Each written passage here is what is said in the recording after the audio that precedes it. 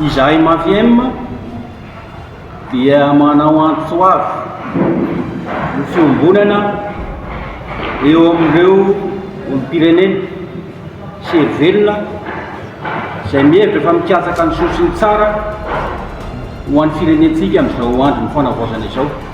Eo zany nanaovana antso avy ny hoe amin'ny fahitsiana, fahamarinana sy tena fitiavan-tandazana marina ny antso fiombonana ataon'ny MAFI-M amintsika rehetra.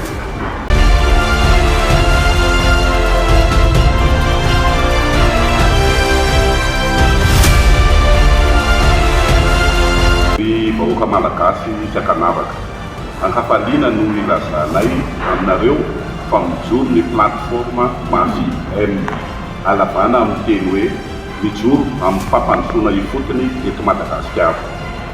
Didy volana 60-133 tamin'ny 3 oktobra 1960 no mamaritra ny mombamomba ny fananganana izany fikambanana izany. Mijoro ara-panjakana ny MAFI-M ary manana ny récépissé laharana 305/26 mid/pref.plan.ant/ass izay nivoaka eo anivon'ny préfecturan'ny polisy ny Antaninarenina tamin'ny 12 martsa tamin'ity taona izany.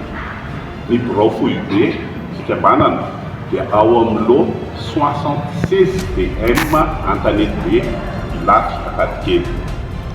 Ny tanjon'ny fikambanana dia tsotra: hanamafy orona ny fitantanana madio sy ny mangarahara mba hampisy ny fifampitokisana eo amin'ny mpitondra sy ny vahoaka.